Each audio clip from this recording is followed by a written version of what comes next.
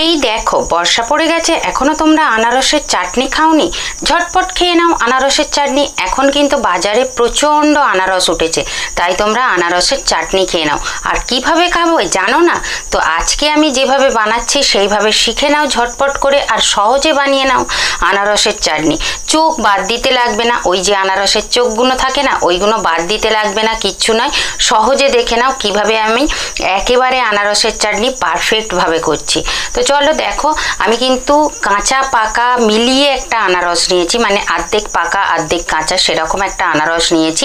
আর তারপরে দেখো সেই আনারসটাকে কেটে নিচ্ছি চার ফালি করে, মানে চার ফালি করছি না, অর্ধেক করে, অর্ধেকটাকে আর অর্ধেক করে দিয়েছি। তো বলতে একটু অসুবিধা হচ্ছে, মানে চার ফালি হচ্ছে। তো গরিব মানুষ, একবারই আনারস কেনা হয়েছে, আনারসের দামটা বেশি বুঝতেই পারছো। একবারই আনারস কেনা হয়েছে, তাই অর্ধেকটা দিয়ে আনারসের চাটনি করব আর অর্ধেকটা দিয়ে খাবো, মানে এমনি ফল হিসেবে খাবো। তো যাই হোক, দেখো এদিকে আনারস কাটতে কাটতে আবারও বৃষ্টি চলে এসেছে। তাই তো তোমাদের বলছি যে বর্ষাকাল, এখন দেখো সব সময় কিন্তু বৃষ্টি হচ্ছে, মাঝে মাঝেই বৃষ্টি হচ্ছে, কখনো থামছে কখনো হচ্ছে, এইভাবেই হচ্ছে। চলো, আমার কাজ তো আমাকে করতেই হবে। তাই দেখো আনারসটা চার ফালি করে নিয়ে মাঝখানে শিরাটা বাদ দিয়ে নিয়েছি, বাদ দিয়ে নিয়ে কিন্তু এইভাবে চামচ দিয়ে কুড়িয়ে নিচ্ছি। চামচ দিয়ে কোরানোর ফলে কি হবে, চামচ দিয়ে কোরানোর ফলে ওই চোখগুলো কিন্তু খোলার গায়ে লেগে থাকবে, যে চোখগুলো খেলে আমাদের কিন্তু গালের মধ্যে কুটাবে, চুলকাবে, এরকম একটা ব্যাপার হবে। তো চোখগুলোকে কিন্তু মানে আর আলাদা করে ফেলতে হবে না, আর সহজে মিহি হয়ে যাবে, সহজে সিদ্ধ হয়ে যাবে। দেখো চোখগুলো কীরকম আটকে আছে তোমাদের দেখিয়ে নিচ্ছি, আর খোলাটা বাদ হয়ে গেল, শাঁসটা বেরিয়ে এলো।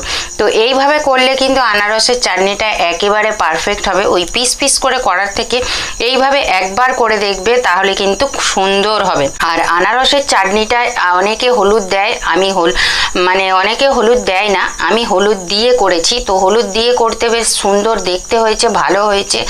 আর দেখো কড়া বসিয়ে দিয়েছি উনানের মধ্যে কড়া বসিয়ে দিয়ে অল্প একটু তেল দিয়েছি, এতে বেশি তেল লাগে না, তাই অল্প একটু তেল দিয়েছি। জাস্ট ফোড়নটা একটু ফোটার মতো দিয়ে দিয়েছি পাঁচ ফোড়নটা একটু ফুটে ফুটে উঠতেই দিয়ে দিয়েছি হালকা একটু হলুদ। হালকা হলুদ দেওয়ার পরেই আনারসটা ঢেলে দিয়েছি।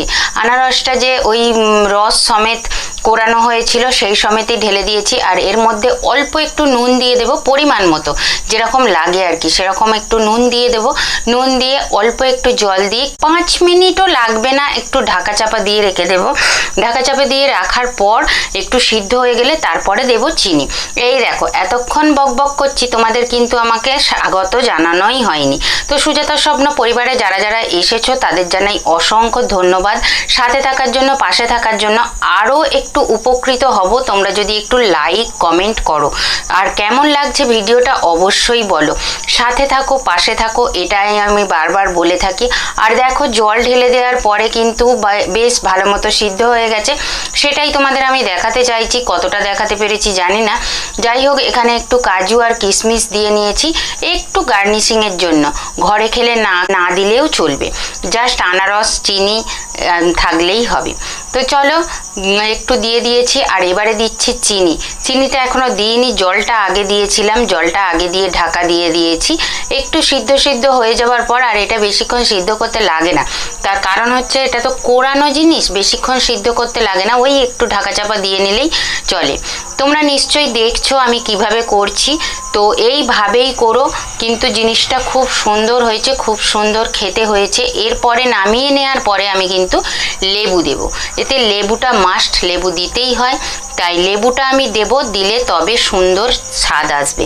ভিডিওটা তোমাদের কেমন লেগেছে অবশ্যই জানিয়ে তোমরা কিন্তু অবশ্যই কমেন্ট করো যে আনারসের চাটনি আমি এইভাবে করেছি, ঠিক করেছি না ভুল করেছি, অবশ্যই জানিও।